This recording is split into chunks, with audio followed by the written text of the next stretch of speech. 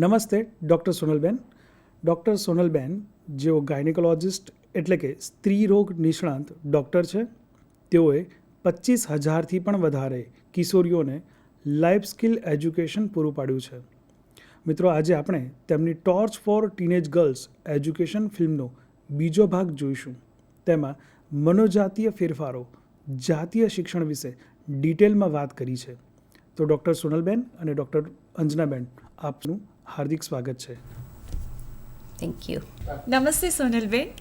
આજે જ્યારે આપણે ખૂબ જ સંવેદનશીલ અને ખૂબ જ અગત્યના મુદ્દા વિશે વાત કરવા જઈ રહ્યા છીએ, ત્યારે જાતીય શિક્ષણ શું છે તેની વિશે માહિતી આપશો. સરળ ભાષામાં કહીએ તો જાતીય શિક્ષણ એટલે શરીર, તેમાં થતા શારીરિક તથા મનોજાતીય ફેરફારો, માસિક ચક્ર, જવાબદાર જાતીય વર્તણૂક, જાતીય સલામતી તથા જાતીય સ્વાસ્થ્ય વિશેની વૈજ્ઞાનિક માહિતી અને સમજ. આ શિક્ષણ આપવું કેમ જરૂરી છે?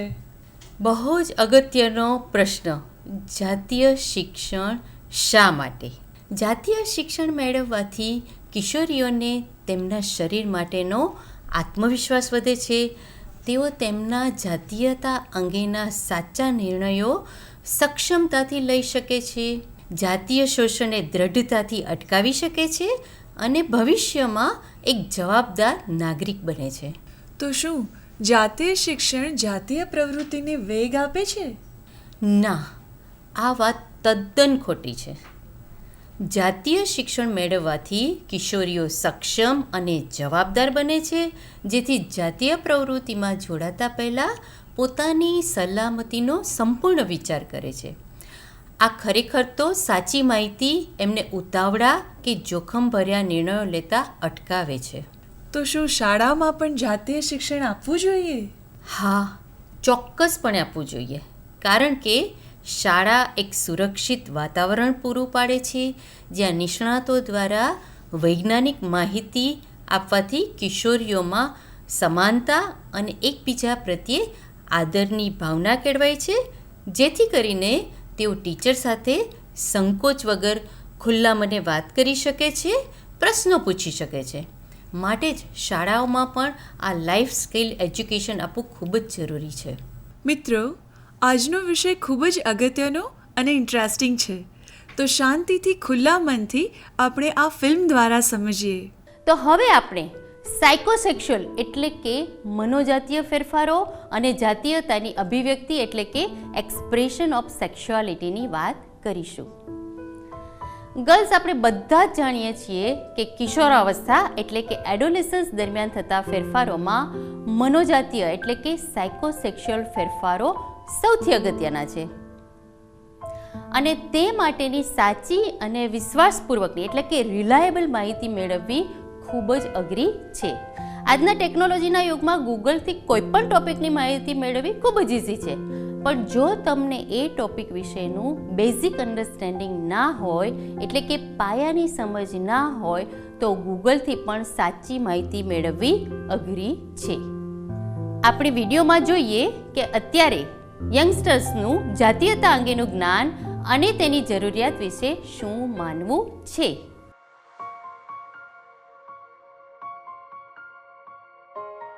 Internet, books and Google, newspaper, books, library books, novels, even newspaper, Google, internet. Friends સાથે કોઈ ડિસ્કસ કરીને, પેરેન્ટ્સ સાથે અને ગૂગલ કરીને ખબર પડી જાય. ઇન્ટરનેટ.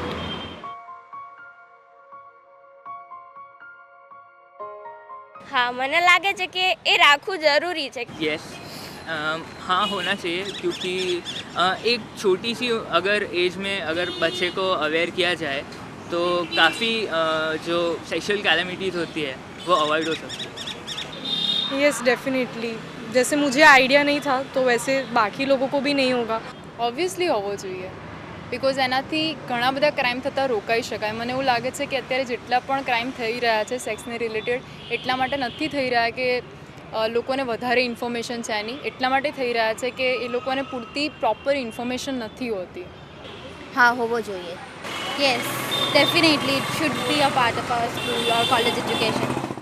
આજે હું તમને જાતીયતા અંગેની સાચી તથા વૈજ્ઞાનિક માહિતી આપવા માંગુ છું, જેનો ઉદ્દેશ છે નંબર 1, આ વૈજ્ઞાનિક માહિતીથી તમે સેક્સ્યુઆલિટી એટલે કે જાતીયતા અંગેની શરમ, ડર અને દોષ એટલે કે ગિલ્ટની ભાવનાઓમાંથી મુક્ત થાઓ. સમાજમાં સેક્સ, સેક્સ્યુઆલિટી કે જાતીયતા જેવા શબ્દોની આસપાસ એક શરમ, ડર અને દોષ ભાવનો અર્થ જોડી દેવામાં આવ્યો છે. આ શબ્દો સાથેનો આ અર્થ તમારા જન્મથી પણ પહેલાંનો છે. તમે બધા આ ઉમેરેલા અર્થોને દૂર કરી તેની પાછળનું સાચું સાયન્સ શું છે તે સમજો. નંબર 2, તમે આત્મવિશ્વાસ કેળવો અને સાથે તમે છોકરી છો એ વાતને સમજીને જવાબદારીપૂર્વક તમારા જાતીયતા અંગેના નિર્ણયો સાચા અને તમારી જાતે જ લો, જેને આપણે રિસ્પોન્સિબલ સેક્સ્યુઅલ બિહેવિયર એટલે કે જવાબદાર જાતીય વર્તણૂક કહીએ છીએ. નંબર 3, તમે સભાન અને સશક્ત બનો, જેથી કોઈ પણ પ્રકારની જાતીય સતામણીથી બચી શકો. અને છેલ્લે નંબર 4, તમે જાતીયતા વિશે હકારાત્મક અને જવાબદાર અભિગમ કેળવો. તો હવે આપણે જાતીયતા એટલે કે સેક્સ્યુઆલિટી અંગેના ફેરફારો જોઈએ. જાતીયતા એટલે કે સેક્સ્યુઆલિટીને લગતા બધા જ પ્રકારના ફેરફારો એ જાતીય આવેગ એટલે કે સેક્સ ડ્રાઈવના ડેવલપમેન્ટને કારણે થાય છે. તો પ્રશ્ન થાય છે કે સેક્સ ડ્રાઈવ એટલે કે જાતીય આવેગ એટલે શું અને તે શા માટે અને કેવી રીતે ડેવલપ થાય? તો આપણે આ વાતને સમજીએ. માનવીની 2 મૂળભૂત જરૂરિયાત છે. એક છે સર્વાઈવલ એટલે કે પોતાની જાતને ટકાવી એટલે કે જીવિત રાખવી, અને બીજી છે માનવ જાતિને ટકાવી રાખવી. આ મૂળભૂત જરૂરિયાતોને પૂરી કરવા માટે શરીરમાં બેઝિક રિફ્લેક્સિસ છે. બેઝિક રિફ્લેક્સિસ એટલે એવા પ્રકારના કાર્ય કે જે પોતાની જાતે જ થાય, એના માટે કંઈ વિચારવું પડે નહીં. સર્વાઈવલ એટલે કે જીવન ટકાવી રાખવા માટેના બેઝિક રિફ્લેક્સિસ છે ભૂખ, ઊંઘ અને જાતનું રક્ષણ. સમય થાય એટલે ભૂખ લાગે, થાક લાગે એટલે ઊંઘ આવે અને ભય લાગે એટલે પ્રોટેક્ટ કરવાની પોઝિશનમાં આપોઆપ આવી જવાય. એવી રીતે માનવ જાતને ટકાવી રાખવા માટે જરૂર છે પ્રજનનની, અને પ્રજનન માટેનો બેઝિક રિફ્લેક્સ છે સેક્સ ડ્રાઈવ, જાતીય આવેગ. આ રીતે સેક્સ ડ્રાઈવ એક કુદરતી છે અને એક બાયોલોજિકલ રિફ્લેક્સ છે. તો જાતીય આવેગ એટલે કે સેક્સ ડ્રાઈવનો વિકાસ કેવી રીતે થાય છે? જાતીય આવેગનો વિકાસ સેક્સ હોર્મોન ઇસ્ટ્રોજન અને પ્રોજેસ્ટેરોનની અસરથી થાય છે. અને આપણે પહેલાં જાણ્યું કે સેક્સ હોર્મોન્સ લગભગ 8 થી 9 વર્ષની ઉંમરે સ્ત્રાવ થવાની શરૂ થાય છે. તો સેક્સ ડ્રાઈવની પણ ધીમી શરૂઆત આ જ ઉંમરે થાય છે અને ઉંમર વધવાની સાથે સાથે તે મેચ્યોર થાય છે. શરીરમાં થતી કોઈ પણ પ્રક્રિયાની જેમ સેક્સ ડ્રાઈવનું પણ ચોક્કસ કાર્ય છે. તેના ટૂંકા સમયનું કાર્ય છે સેક્સ્યુઅલ એક્ટની જરૂરિયાતને પૂરી કરવી.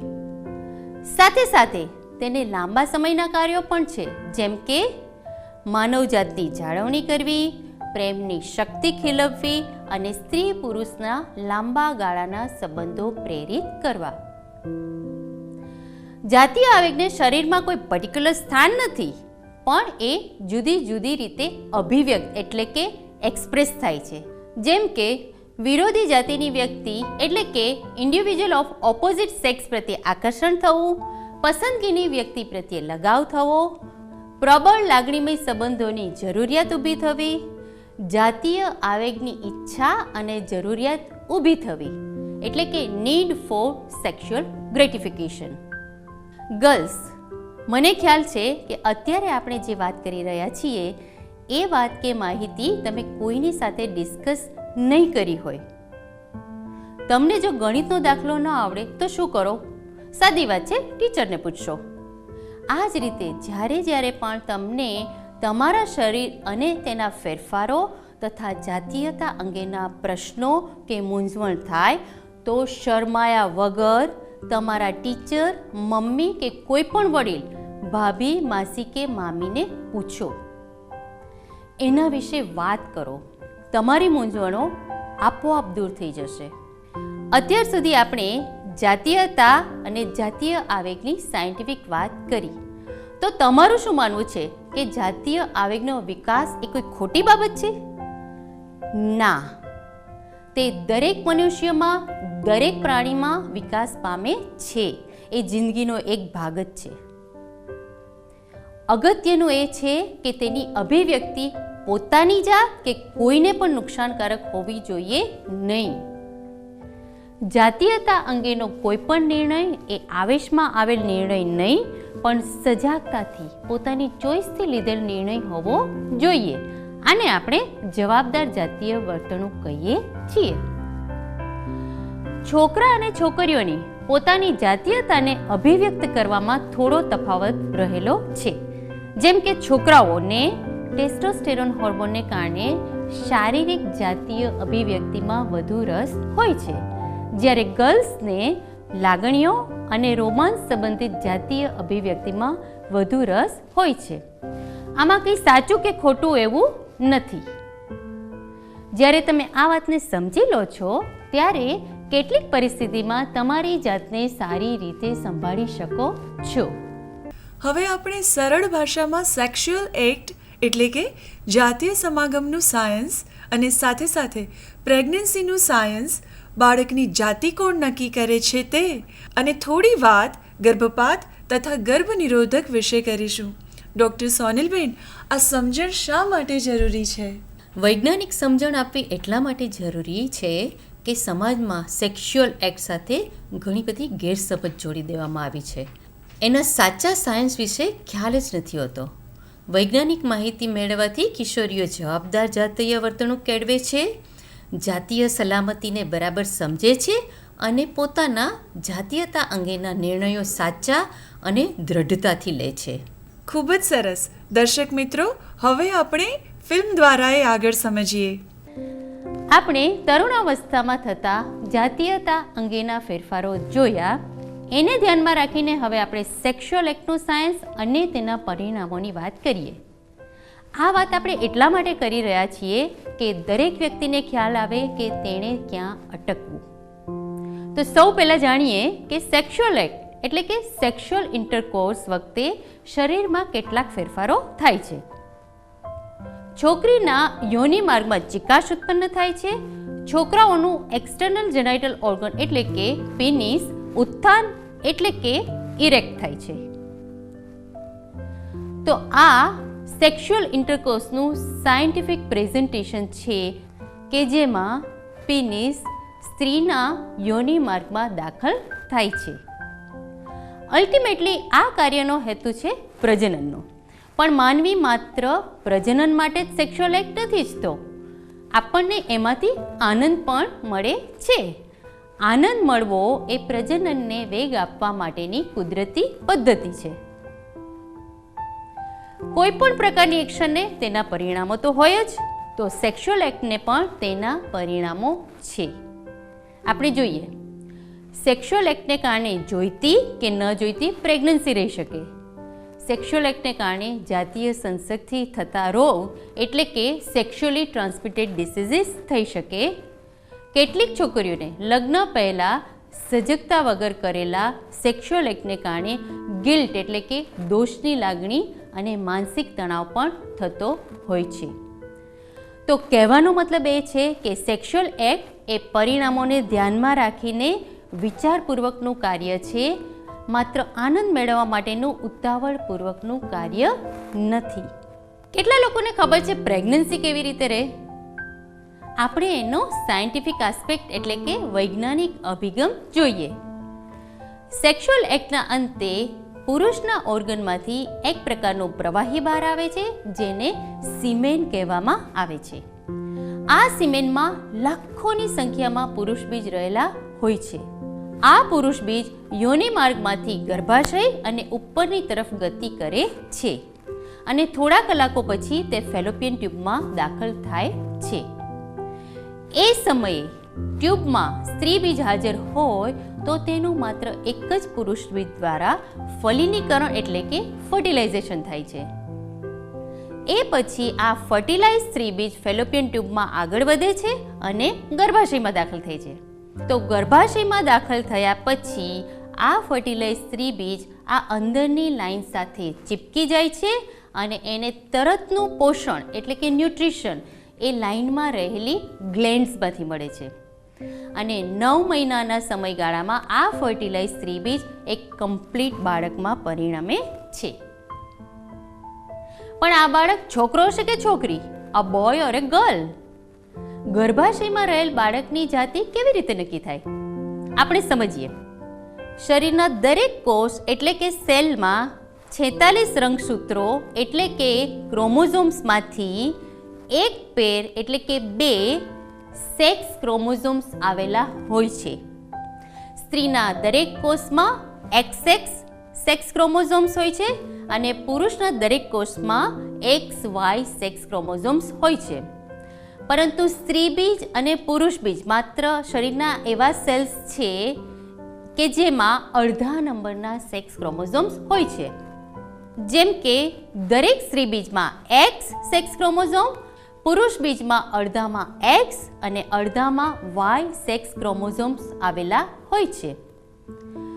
જો સ્ત્રી બીજનું X ધરાવતા પુરુષ બીજ સાથે ફલિનીકરણ થાય તો બાળકમાં XX સેક્સ ક્રોમોઝોમ્સ આવશે એટલે કે છોકરી બનશે. જો સ્ત્રી બીજનું Y ધરાવતા પુરુષ બીજ સાથે ફલિનીકરણ થાય તો બાળકમાં XY સેક્સ ક્રોમોઝોમ્સ આવશે એટલે કે છોકરો બનશે. તો બાળકની જાતિ પુરુષ બીજ દ્વારા નક્કી થાય છે. સમાજમાં જ્યારે છોકરાની ઈચ્છા હોય અને કોઈ સ્ત્રી છોકરીને જન્મ આપે છે ત્યારે તેના ઘરના લોકો જ તેને જવાબદાર ગણી અને ઘણીવાર તેની સાથે ખરાબ વ્યવહાર કરે છે. તો આ વાત તદ્દન ખોટી છે. ખરેખર બાળકની જાતિ કોઈ નક્કી નથી કરી શકતું. સ્ત્રી બીજ સાથે કયા પુરુષ બીજનું ફલિનીકરણ થશે તે એક કુદરતી ક્રિયા છે. અગત્યનું એ છે કે એ બાળક તમારું છે.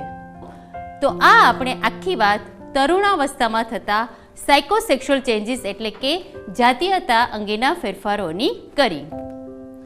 હવે આપણે તમારી ઉંમરે તમને જાણવી જરૂરી હોય તેવી કેટલીક બીજી માહિતી જોઈએ.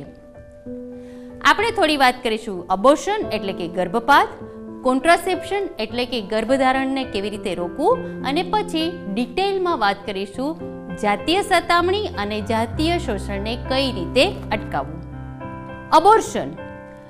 અબોર્શન એટલે કે ગર્ભપાત. પ્રેગ્નન્સીના 6 અઠવાડિયા સુધી ગર્ભપાત માટે ટેબ્લેટ્સ મળે છે. એનાથી દુખાવો અને બ્લીડિંગ અને પોતાના કોમ્પ્લિકેશન થઈ શકે છે. માટે માત્ર ડૉક્ટરની સલાહથી જ આ દવા લઈ શકાય છે. પ્રેગ્નન્સીના 6 અઠવાડિયાથી 12 અઠવાડિયા સુધીના ગર્ભપાત માટે મેડિકલ પ્રોસિજર કરવી પડે છે કે જે સુસજ્જ હોસ્પિટલમાં બેભાન કરીને હોસ્પિટલમાં 8 થી 10 કલાક રાખીને કરવામાં આવે છે. આ પ્રોસિજરમાં મેડિકલ ઇન્સ્ટ્રુમેન્ટ્સ ગર્ભાશયમાં દાખલ કરવામાં આવે છે અને અંદરની મેટરને સક્શનથી બહાર ખેંચવામાં આવે છે.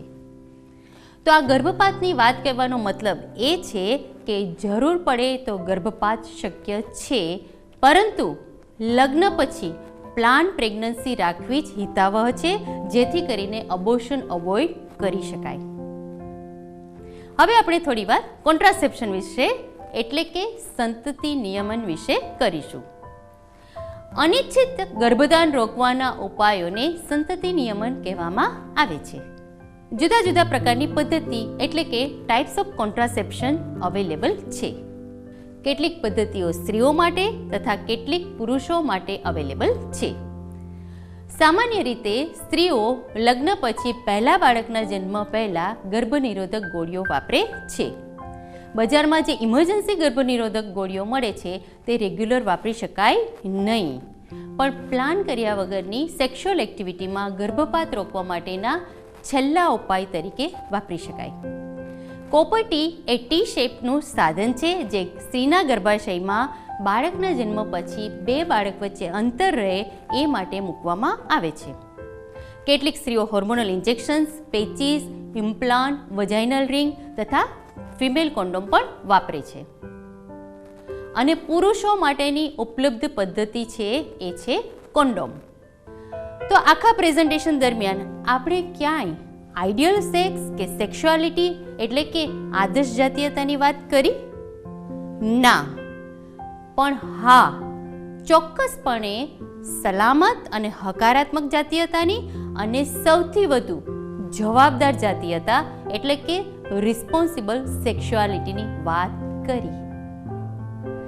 જાતીયતાને જવાબદારીપૂર્વક અભિવ્યક્ત કરો જેથી કરીને એ તમને કે બીજા કોઈને હાનિ પહોંચાડે નહીં.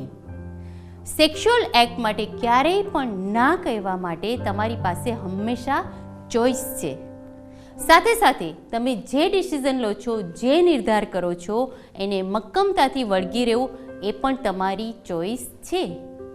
ગર્લ્સ, આ સાથે તમે તમારી ઉંમરે હોવી જરૂરી સંપૂર્ણ વૈજ્ઞાનિક માહિતી મેળવી. હવે ગર્લ્સ, તમે અમારા આ કાર્યમાં પાર્ટનર છો. તમને જે આજે માહિતી મળી એ બીજી કિશોરીઓને કે જેમને જરૂર છે તેમના સુધી પહોંચાડજો. Share happiness. Good bye. Doctor Sonalben, આપે ખૂબ જ સરળ ભાષામાં જાતીય શિક્ષણ વિશે સંપૂર્ણ વૈજ્ઞાનિક સમજ આપી. આપનો ખૂબ ખૂબ આભાર. પાર્ટ 3માં આપણે જાતીય શોષણથી કઈ રીતે બચવું એના વિશે ડિટેલમાં વાત કરીશું. Thank you.